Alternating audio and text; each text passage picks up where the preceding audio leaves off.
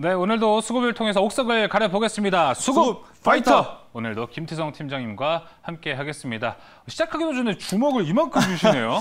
네, 그래도 우리가 이제 멘트 타이밍이 좀 맞는 것 같아요. 그죠? 이제 좀 맞았던. 저도 이제 매일매일 리뷰를 하는데요. 네.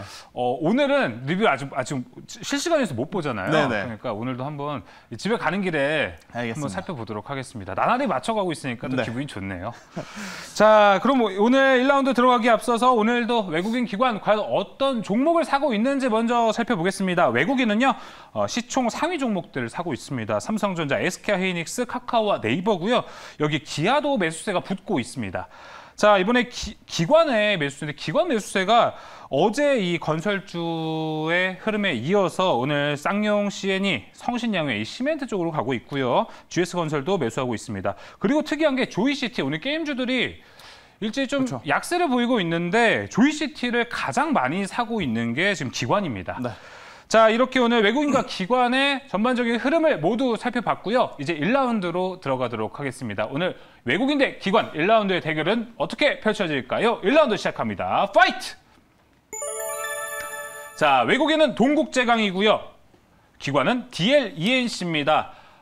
정말 연관성을 모르겠습니다. 네, 일단 딱히 이제 두 기업의 이제 민첩한 이 연관성은 딱히는 없는데요. 일단 네. 전체적으로 놓고 보자면 경기 민감주를 여전히 우리가 계속해서 봐야 된다라는 이야기를 한번 드려보도록 하겠습니다. 제가 예. 이제 지난주까지만 하더라도 시총 상위 대형주 위주로 좀 뽑아왔는데 일단 네. 오늘 같은 경우에는 개별주 위주로서도 한 번 더 체크를 해봐야 되지 않을까라는 이야기를 한번 드려보면서 네. 일단 전체적으로 어제 이제 미국 시장 굉장히 강하게 끝났어요. 예. 그런데 오늘 개인 투자자분들 아침에 정말 기대를 많이 하고 이렇게 이제 시장이 열리는 것을 좀 기다리셨을 것 같은데 그쵸. 장 출발하고 나서는 굉장히 또 실망스러운 모습. 그런데 하지만 예.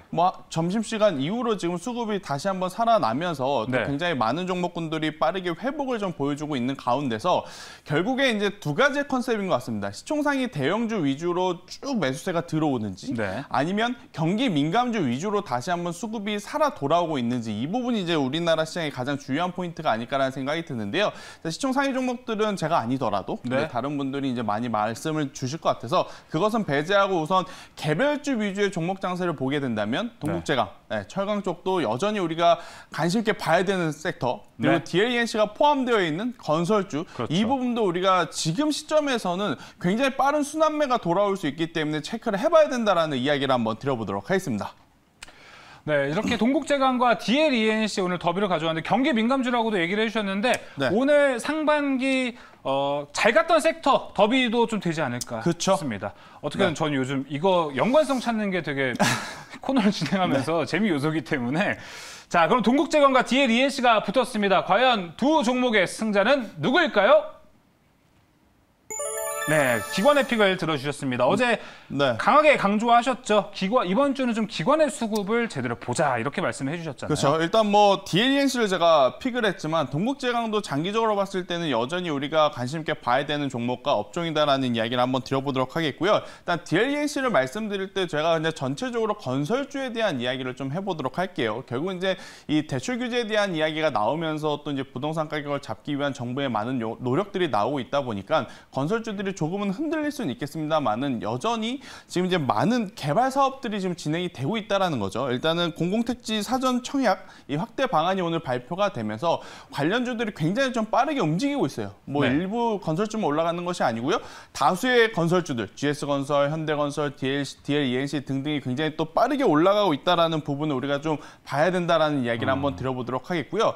일단 집값은 일단 상승에 대한 어느 정도의 이 제한폭을 정부 차원에서 마련을 할 수는 있겠습니다만은 예. 결국 공급에 대한 부분은 계속해서 이루어져야 됩니다. 그래야지만 어느 정도 이제 집값을 조금 잡을 수 있는 그러한 이제 환경이 만들어지기 때문에 이 주택 공급이라든지 아무래도 이제 이 주택단지 정책에 대한 부분은 계속해서 커져 나갈 수밖에 없는 상황이다. 즉 건설사들은 집을 많이 만들 수밖에 없는 올해 하반기 혹은 내년 상반기가 아닐까라는 생각이 들어요. 네. 일단 그러다 보니까 결국에는 집을 많이 만든다라는 것.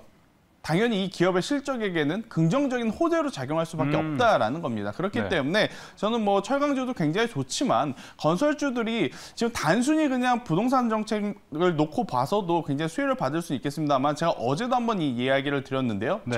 정책 관련주로서도 충분히 건설사들이 한 번 더 올해 하반기에 움직일 수 있는 그러한 지금 환경들이 조성이 되고 있기 때문에요. 저는 빠른 순환매 관점으로 봤을 때는 시세가 최근에 많이 나온 종목들보다는 지금 DL-ENC처럼 조금은 낮은 위치에서 기관, 메이저 주체들의 관심을 받고 있는 종목군들로 한번 포트를 꾸려보시는 게 좋지 않을까라는 의견을 한번 드려보도록 하겠습니다. 알겠습니다. 어제부터 이제 건설 관련 주들이 좀 움직였기 때문에 그 안에서 정말 좋은 그렇죠. 종목을 막 찾고 계시는 분들이 되게 많으실 것 같아요. 네. 그런 분들이 오늘 DL-ENC 좀 어필할 수 있는 강점은 또 뭐가 있을까요? 변동성이라는 거죠. 일단은 전체적으로 건설주가 사실은 한번 추세가 잡히면 좀 추세를 계속 끌고 가는 경향이 없지 않아 있어요. 그런데 이제 네. 다른 건설주보다 조금은 더 이번 상반기를 놓고 봤을 때 탄력적인 측면을 놓고 보면 DL-ENC도 굉장히 저는 좋은 전술을 줄 수 있지 않을까라는 생각이 들거든요. 네. 일단 대림산업이 DL-ENC와 지금 DL로 나누면서 DL-ENC 쪽으로 이제 건설에 대한 기대감이 이제 붙고 있는 상황이기 때문에 예.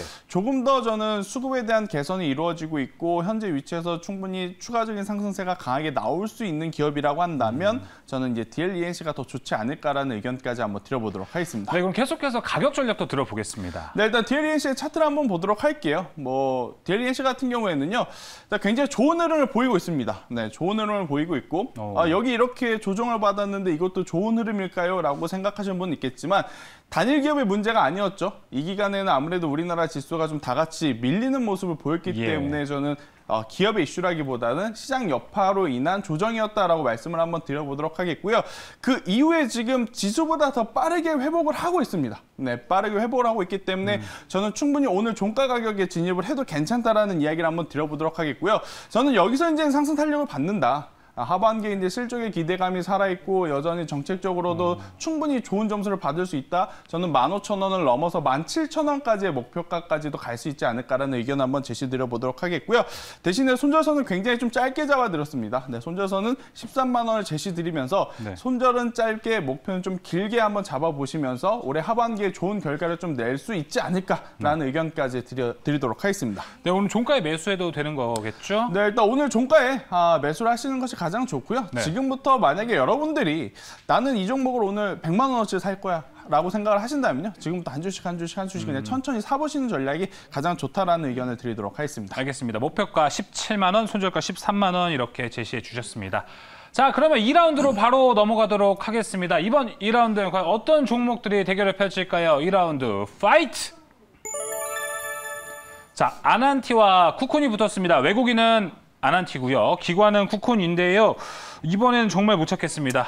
정말 개별 이슈입니다. 네, 정말 개별 이슈로 제가 뽑아왔기 때문에 일단 아난티 같은 경우에는 경협지에 속해 있으면서도 위드 코로나 관련주로도 좀 볼 수가 있을 것 같아요. 그리고 이제 쿠콘 같은 경우에는 플랫폼 기업 관련해서 우리가 이제 좀 체크를 해봐야 된다라는 이야기를 드리면서 네. 일단 시장이 전체적으로 수급이 살아 돌아오고 있긴 하나 예전처럼 시총 상위 종목들이 우르르르 올라가는 시장이 아니고요. 개별 종목들이 돌아가면서 순환매 장세가 지금 연출이 되고 있기 때문에 개별 이슈를 네. 그 어느 때보다도 조금 잘 체크를 해봐야 될 때가 아닌가라는 이야기를 한번 드려보고자 일단 외국인은 아난티를 지금 기관은 쿠콘을 사고 있는데요. 네. 전 두 종목 모두 우리가 관심 있게 봐야 되지 않을까라는 의견을 한번 드려보도록 하겠습니다. 네, 뭐 좀 엮어 보자면은 어떻게 엮어야 될까요? 뭔가 이제 더 잘 나갈 섹터라고 좀 구분을 봐야 되는 게 좋을까요? 단기적으로 시세가 나올 혹은 장기적으로 시세가 나올 저는 섹터로 좀 봐야 되지 않을까 싶어요. 일단 경협 이슈 같은 경우에는 아시다시피 굉장히 뉴스 한 줄 한 줄에도 맞습니다. 변동성이 커지는. 네. 하지만 이제 푸콘 같은 경우에는 제가 잠시 후에 설명드리겠지만 단단하죠.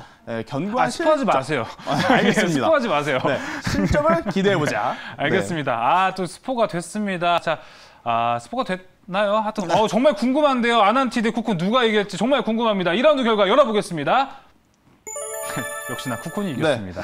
일단 뭐 아난티 같은 경우에는요, 단기적으로 정말 트레이딩을 하실 수 있는 분들, 낮은 가격에 사서 경협에 대한 이슈 혹은 위드 코로나 혹은 실적에 대한 뉴스가 나왔을 때 시세가 좀 빠르게 붙어낼 수가 있어요. 그럴 때 이제 대응을 하실 수 있는 분들은 아난티라는 종목을 저는 트레이딩을 해도 정말 괜찮다라는 생각이 들고요. 쿠콘 같은 경우에 나는 단기적으로 트레이딩이 조금 어려워요. 그래서 지금 사서 며칠 뒤에 좀 보고 싶어야 하시는 분들 같은 경우에는 지금 이 쿠콘이라고 하는 기업을 관심 있게 봐야 되지 않을까라는 생각이 들어요. 일단 전체적으로 상반기에 뭐 반도체도 셌고 전기차도 셌고 굉장히 많은 섹터가 셌지만 네이버 카카오를 놓고 말씀드릴 수는 없을 것 같습니다.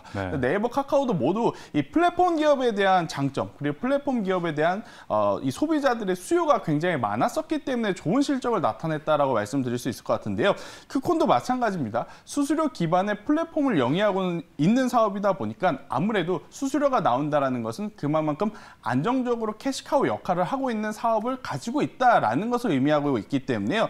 저는 충분히 지금보다 더 좋은 실적들이 나타날 수 있다라는 이야기를 한번 드려보면서 플랫폼 카카오와 네이버가 이제 본격적으로 문을 열었기 때문에 저는 외형 성장은 지금부터 시작이다라는 생각이 들어요. 그래서 이제 쿠콘 같은 경우에는 지금 위치에서 뭐 신규 상장한 이후에 저는 수급의 개선이라든지 실적에 대한 확인들이 이제 필요하기 때문에 바로 말씀드리지는 않지만 지금 위치에서는 충분히 저는 매력적인 포인트를 많이 가지고 있다라는 의견을 드려보도록 하겠습니다. 네, 지금 6.38% 아까 제가 확인했을 때 그 정도가 상승해 있었는데요. 매력적인 자리라고 말씀을 해주셨습니다. 가격 전략도 한번 빠르게 볼게요. 네, 일단 쿠콘 같은 경우에는 상장하고 나서는 좋은 모습을 그다지 많이 보이지는 않았어요. 네, 많이 보이지는 않았는데 최근에 보면 빠르게 올라오고 있습니다. 네, 조금 더 길게 보게 되면 이제는 상장했었을 때 고가를 돌파해 나가는 그러한 시점이기 때문에요. 저는 지금 위치부터 매력적이다라는 겁니다. 그래서 이제 쿠콘 같은 경우에는 오늘 종가에 매수를 하시는 게 공격적으로 투자를 하실 수 있는 분들은 오늘 종가에 매수를 해도 괜찮다라는 의견을 드리면서 목표가는 12만 원 대신에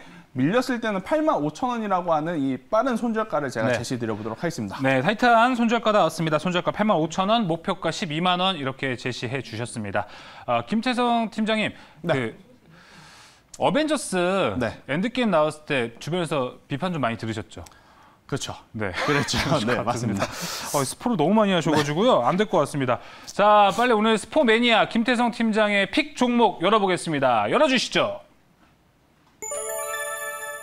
네, 코리아 서킷을 오늘 공략주로 가지고 나오셨습니다. 네, 007810번이고요. 코리아 서킷 하면 이제 PCB 관련한 기업이다라고 많은 분들이 아실 것 같은데 우선은 삼성전자에 납품을 하고 있으면서 굉장히 좋은 견고한 혹은 꾸준한 실적이 나오고 있다는 것이 첫 번째 장점이다라고 말씀을 드릴 수 있을 것 같아요. 일단 반도체 기판 같은 경우에는 반도체 산업이 성장할수록 같이 성장하고 있는 산업이다라는 것은 이제 좋은 포인트를 줄 수 있을 것 같다라는 이야기를 한번 드려보면서요. 지금 시장에 가장 핫한 건 뭐죠? 삼성전자의 폴더블 폰 혹은 아이폰의 새로운 또 궤도 위성 관련 폰 이제 이러한 이야기들이 나오고 있는데 삼성전자 또 스마트폰 판매량이 증가할수록 또 코리아 서킷 같은 경우에는 지금 좋은 매출을 올릴 수 있다라는 부분이 저는 강조를 받아야 되지 않나라는 이야기를 한번 드려보도록 하겠고요. 상반기까지 좋지 못했지만 하반기에는 저는 충분히 흑자 전환으로 돌아설 수 있는 현재의 위치가 아닐까라는 의견을 드리면서 코리아 서킷 아마 반도체 관련 혹은 PCB 관련해서 많이들 보고 계시겠지만 조금 매매하기가 어려운 지금 섹터일 가능성이 높긴 한데요.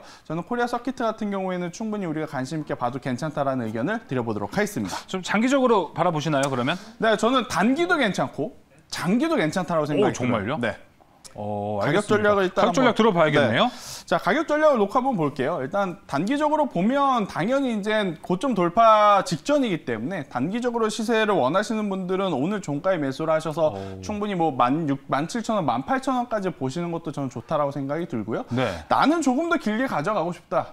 스마트폰 지금 심상치 않다. 앞으로 계속 더 커질 것 같다라고 생각하시는 분들은 2만 원 그 이상을 노려봐도 괜찮다라는 의견을 한번 드려보도록 하겠습니다. 대신에 단기를 매수를 하셨든 장기를 보셨든 손절가는 13,000원으로 제가 동일하게 한번 제시 드려보도록 하겠습니다. 알겠습니다. 코리아 서킷 정말 이제 전고점을 도달하려고 차곡차곡 올라가고 있는 차트의 모습이 연출되고 있습니다. 자, 이렇게 오늘도 수급을 통해서 코리아 서킷, DLENC, 쿠콘 세 종목을 살펴봤습니다. 저희가 준비한 소식은 오늘 여기까지고요. 김태형 팀장님 이만 보내주도록 하겠습니다. 오늘 말씀 감사합니다. 네.